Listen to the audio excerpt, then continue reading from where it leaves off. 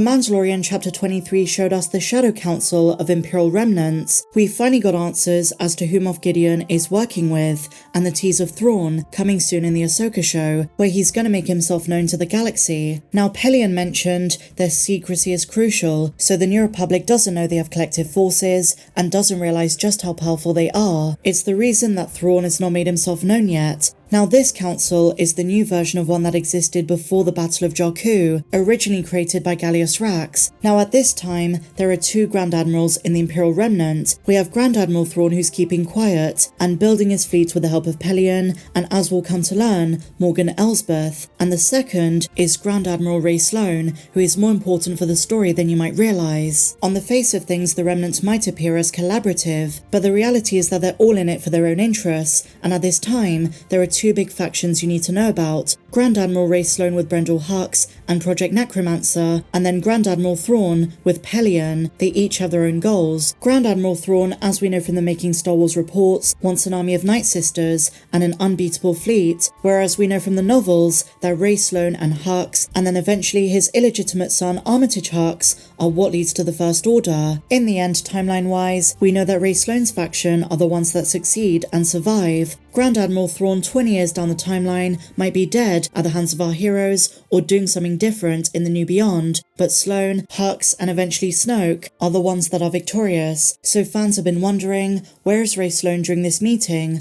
Why didn't she appear in that episode of Mando? She's the public figurehead of the Remnant, and if anyone should be running these meetings, it's her. Well, it turns out we don't know exactly, because a lot of her story at this time is untold, but if you read Aftermath Empire's End, there are some clues. After she killed Gallius Rax for double-crossing her, Rae Sloane fled to the Unknown Regions. She was put in charge of the Emperor's contingency. Project Necromancer, which was mentioned in Chapter 23, was to clone Palpatine and bring him back, but also, she was in charge of overseeing the creation of a new empire. Her journey to the Unknown Regions took several months, and Hux was in charge of a new Stormtrooper program, as well as the Praetorian Guard, and overseeing a lot of the work being done, presumably on Exegol, although this is just connecting the dots. Interestingly enough, Hux was planning a betrayal this entire time, preparing, quote, a mysterious figure controlled by the reborn Emperor Palpatine, the supreme leader who would overthrow Sloane. This is Snoke, who might be alive at this stage, and it is suggested that the Emperor's life essence was involved in a lot of Sloane's continued contingency. So Hux's appearance in The Mandalorian and mention of Project Necromancer is very important, and it's going to be interesting to see, or at least hear about the dynamic between Sloane and Thrawn as competing remnants after power who have very different goals. They're not on the same page. Now, Moff Gideon doesn't seem too impressed by Thrawn, and between now and the First Order, Gideon is going to fall. He's very self-centered.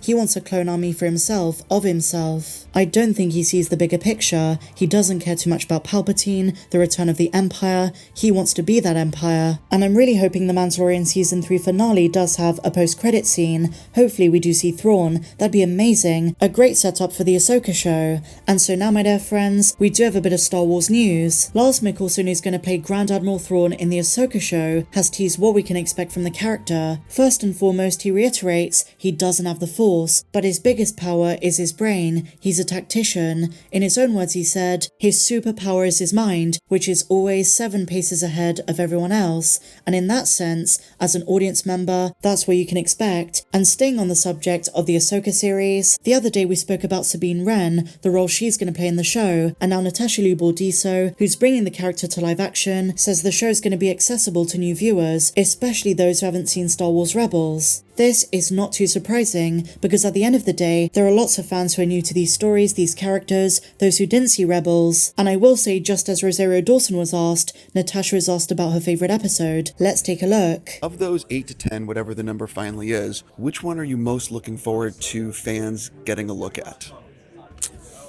Episode 1. Let's just get it started. Episode 1. Okay.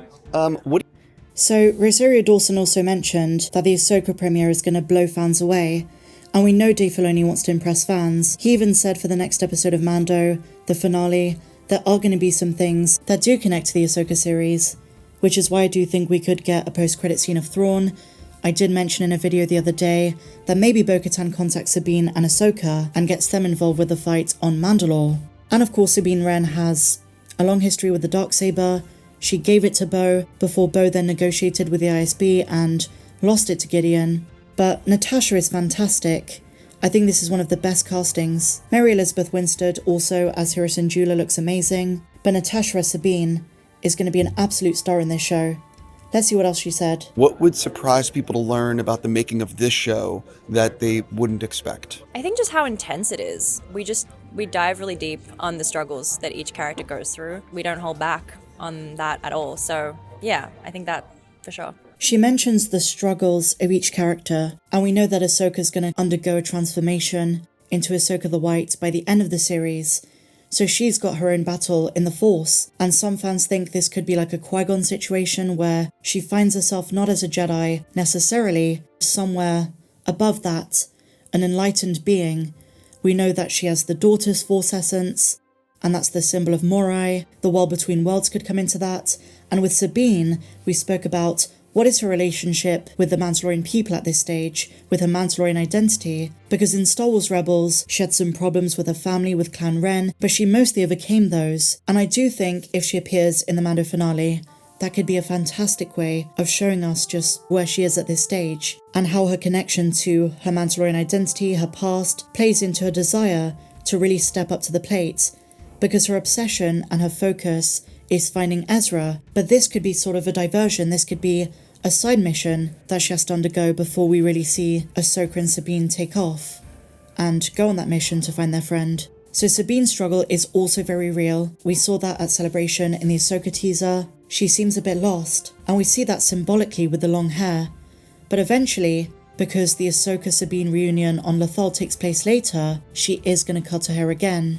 Well, there's just so much history with these characters, so there's just so much subtext, which is very unique to this show because there is an existing fan base that know a lot, and then there's also a whole bunch of fans that are completely clueless right now that will become fans, so we had to cater to both, so the writing was very specific. And that's the perfect balance that Dave Filoni is going to bring to this, because she's saying that if you're a Rebels fan, you've seen Rebels, maybe if you've read some of the Thrawn books, the Legends and the canon ones, they continue that story, but not in a way that's going to make fans who've not seen the shows or read the books, not going to make them feel isolated. And there's a balance there. So I do think they're going to introduce concepts like the world between worlds for fans who are not familiar, maybe even Thrawn. A lot of fans who only saw the films, maybe saw The Mandalorian, they might not be familiar with who Thrawn is, unless they saw Rebels, unless they dived into the expanded universe, some of the Zahn books. And again, it's such a good thing that Timothy Zahn was consulted for the treatment of Thrawn. But of course, Natasha has to say, this show is for fans, all fans, those who are not familiar, those who are familiar. And for the more casual audience, who may have seen The Mandalorian, they'll know Ahsoka through Mando Season 2 and Book of Boba Fett. But for those of us who watch the Clone Wars and Star Wars Rebels, we're very familiar with Ahsoka. And in Rebels, of course, Sabine Wren, Hera, Chopper, hopefully more Zeb. I'm so excited. So it was a very interesting balance to strike. Which of your friends and family are the most excited that you're part of Star Wars? Oh my god. Well, my dad's really excited. I have to say, a lot of my friends have popped out of the woodwork as huge Star Wars fans that I had no idea. So that's been really fun. They're everywhere. So quite a few people, yeah. Quite a few friends. Natasha is a big fan, and I think one of the most reassuring things that I heard from Star Wars Celebration was when she was talking about the training, preparing for the character, preparing for the role. She does a lot of her stunts, she has Ezra's lightsaber, she's going to be there doing a lot of the physicality, and there is a lot of action in this show. And she's also a huge Rebels fan. She said in a previous interview she was happy that that show was there, because she could do her homework by rewatching those episodes, trying to get inside the head of Sabine Wren. I mean, she looks the part, she looks phenomenal as a live-action Sabine, but to get inside the head of where Sabine would be at this stage, struggling with, in a way, the loss of her friend. She knows he's still out there, he's alive, but it's kind of like the unknown, what threats are lurking. And I don't think at the start of the show, Ahsoka and Sabine are aware of Baylan and Shin, and to an extent, those two characters are kind of like a canon version of Jorah Sabayoth. Because Thrawn went to Wayland, and he said to Sabayoth, I'll bring you Luke and Leia, these two Force sensitives, in exchange for you helping me. And in a way, Baylan and Shin, Dark Jedi, represent that kind of character. And Thrawn is going to say, I'm going to bring you Ahsoka and Ezra. The leaks do state, and big spoiler warning, those are the two Force users. I'm not going to call them Jedi because Ezra's changed, Ahsoka's changed. He wants Baylan and Shin to go after them. So it's going to be really interesting how they're going to cope with that. And part of Natasha's training was training with Ezra's lightsaber. I'm so excited, guys. Share your thoughts in the comments down below.